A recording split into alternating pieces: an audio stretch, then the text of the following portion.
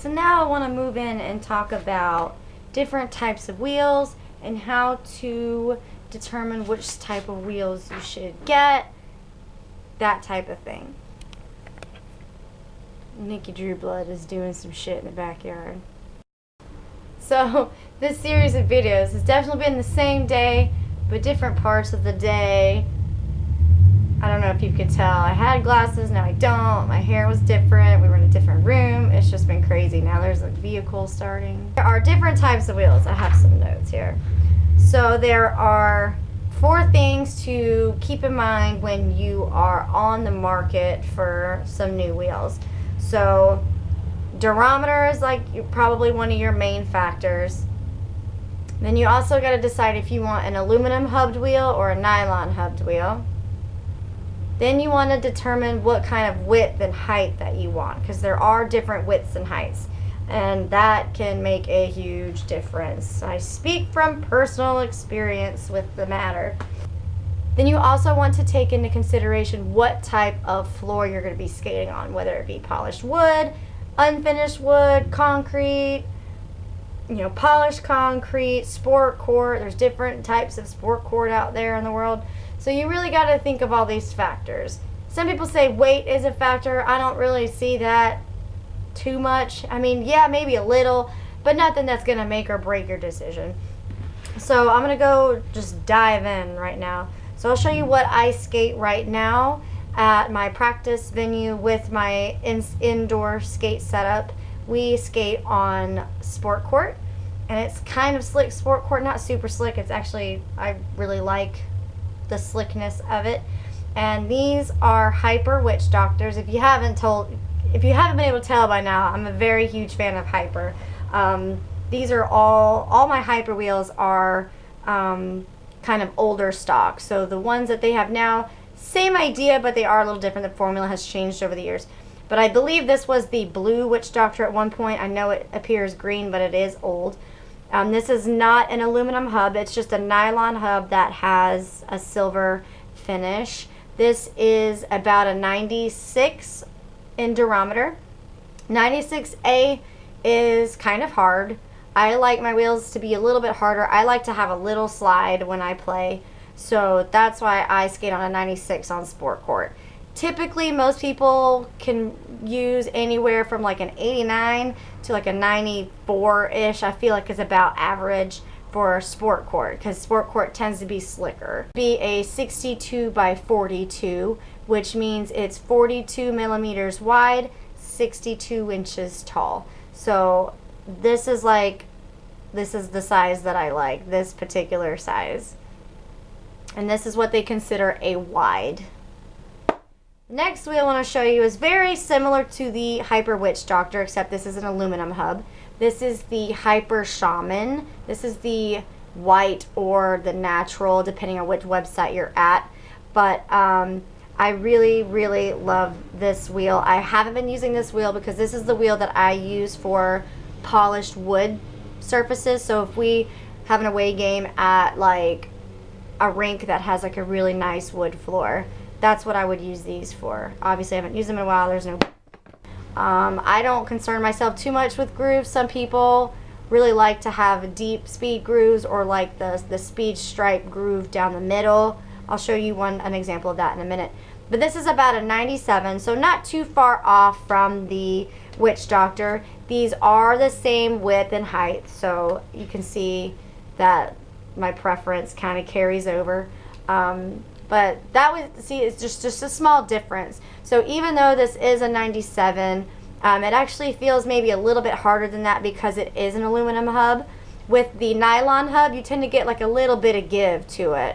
So you always got to take that into consideration as well. Probably not enough for you to notice off the rip, but once you start really trying out wheels, you'll start seeing these things. The next wheel I want to show you is what I use for polished concretes or really slick sport court, basically slick surfaces. This is my go-to wheel. So this is the Atom Poison wheel. I really enjoy this for a lot of different things. So basically, if it's not a sticky, grippy surface, and it is more on the slick side. This is what I reach for. Nikki Drew Blood, she has a very similar wheel. It's called the Envy. Same basic wheel, it's just like a blue color. Same formula basically, same dimensions. This one is also the wide.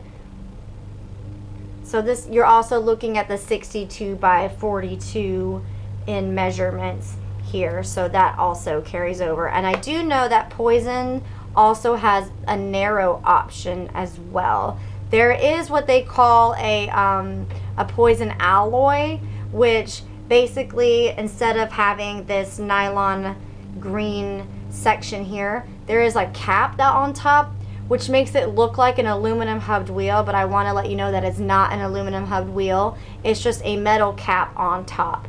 I've seen that cap come flying off in the middle of gameplay, so I don't really like those too much. But I do recommend Poisons as just a good wheel to keep in your arsenal of shit. So moving on, this is another really good wheel that is on the less expensive side. This is a radar wheel. This is the flat outs. They also have flat outrageous, but this is an 88A durometer, and this is also the wides. So it is your 62 to 42 millimeter. As you can see, they are very similar. I just wanted to show you guys this because this has that deep speed group down the middle. I know that the radar tuners are like this, and this is very similar to the wheel that tends to come with basic skate packages just right off the rip. Not a bad wheel. The radar tuners are actually what I started off with. I had the pink ones. Not bad wheels to start off with, but I would suggest 6 months to a year you probably need to upgrade, because they don't, the grooves and everything don't tend to last long, and they tend to cone faster. And basically coning means when you're skating hard, this tends to taper down. So this stays wide and this will start tapering and get smaller and smaller and smaller. Alright, the next wheel I want to show you are the Shore Grip Zombies.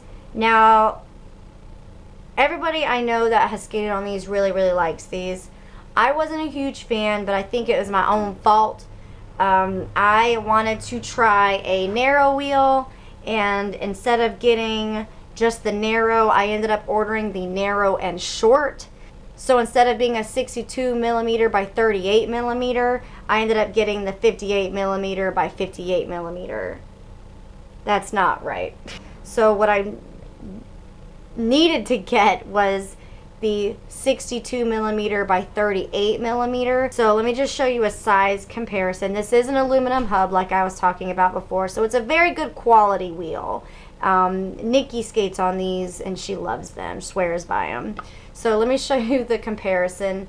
So you can see that they are significantly different in size as far as width. There's about 1/4 of an inch there, and then you can definitely tell the height difference, kind of, maybe a little bit. Again, about 1/4 of an inch taller. It does make a huge difference. I feel like you don't get as much power in your crossovers with a teensy little wheel like this. I don't care for the short wheels at all. I feel like you're having to work twice as hard to get the same amount of speed as everyone else is getting, rather than when you just use a wide wheel. You get more surface area to floor, to push and do all the work, you know. So that's the Zombie. The next one, I just wanted to show you guys how versatile wheels can be. This is what I use when I'm skating completely outside, like road. I have no idea how bad the road's gonna be. This is what I go to. And this is actually a Bones skateboard wheel. It's an old vintage skateboard wheel. This is 78. I highly recommend a 78A durometer for like strictly outdoor wheels that you're skating on roads and sidewalks and stuff like that, because they tend to be softer, so they absorb all the shock from bumps and rocks and sticks much easier. Plain game on with this vintage skateboard wheel that I have. It is actually the same size as the Zombies. What I typically end up using my completely outdoor wheels for are like when we skate in parades or if we're going trail skating. So it's not necessarily about having speed. So this size doesn't bother me for outdoor skating because it's usually just leisure skating or skating over freaking cobblestones like we have here in Charleston. A 78A durometer is a very good wheel to have in your toolbox. This is just a really good one. I don't know if you can find these anymore, but it is an old bones skateboard wheel. But you can use skateboard wheels on your skates so long as the dimensions are compatible with your skate. So you see how it has a flat side on one. Most skateboard wheels tend to have a bubble on this side, so you see how it's like curved. Skateboard wheels tend to have that on both sides, so it doesn't exactly, not all skateboard wheels will work with your quads, but there are some like this one where it's got the flat back, curved front that will work fine. So I've talked about the different durometers, the different heights, and the surface application on these wheels. So usually whenever you're going to an away game, the information that is exchanged with their ILC to your ILC is what kind of floor they have. So you always want to make sure you know what kind of floor you're walking into. So if you have a couple of wheels you want to bring with you in case the wheels you normally use are too slick or too grippy, you don't want to be sliding out of your crossovers, which has happened to me before, and you don't want to be feeling like you're skating through sludge. Like, that's the worst, because you're going to get tired faster, you're going to play shitty, you're going to get distracted, you're going to get frustrated, and you might just piss off some of your teammates because you're just frustrated with what's happening with your equipment. So be sure to do your research anytime you go to a new venue and you are skating.